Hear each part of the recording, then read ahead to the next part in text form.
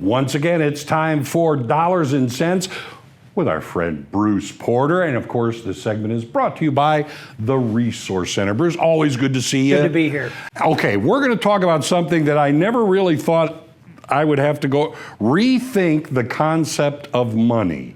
I thought it was just something you spend. Something you save. That's about it. It's something most of us spend, and we spend too much, and we don't make enough, right? There is that. That's always the complaint. We want to talk today about healthy habits. When it comes to money, I think that's timely. I think that we could all be reminded of the things that we need to be doing better. True. Right? And I think number one, we want to pay ourselves.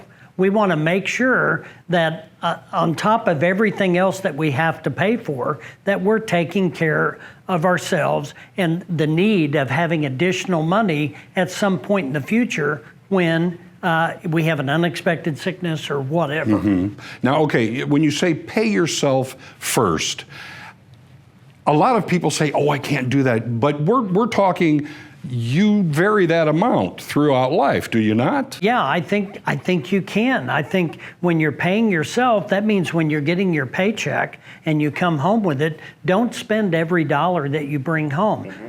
Put $5 or $10 back if that's all you can, but put it back first and then budget around. Buy your groceries, buy your fuel, do that. But always develop that habit of putting money in savings. Habit. The amount does not matter, because there will be times when you can put a larger amount away, and then out of sight, out of mind, and you're gonna wake up and you're gonna have a larger little bucket of money to pull from, you know, if you're sick or if you're off work. Establish the habit. Make it a habit. You'll always do it. That's right. It's a healthy habit to have. Right. And then number two, don't think of your savings as an expense.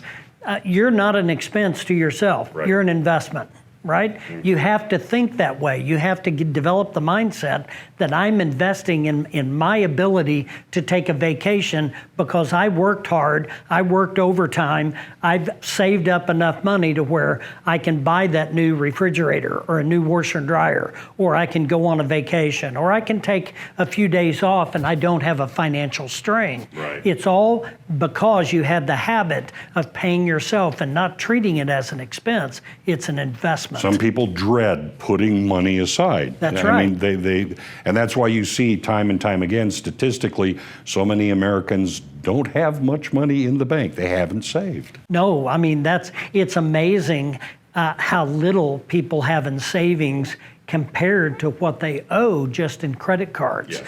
And I think that we have to try to not do the norm.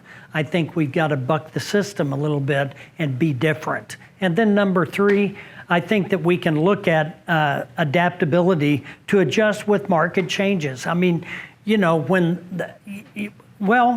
the markets are recessionary, like we're experiencing, that might be the time to spend less and invest more. Maybe you raise your contribution to your 401k because you're dollar cost averaging, you're buying more shares, right, because the values are down. Now, does that mean you put less in savings? Possibly, but if you've done a good habit of putting money away, you can make adjustments to capitalize on the current environment that we're in. I think that's just having an ongoing relationship and a conversation with your financial person. And I think it's always a good thing to bounce ideas off somebody that can maybe give you some different ideas. Of course, you as a financial person, you have estate planning seminars regularly, and this all rolls into that.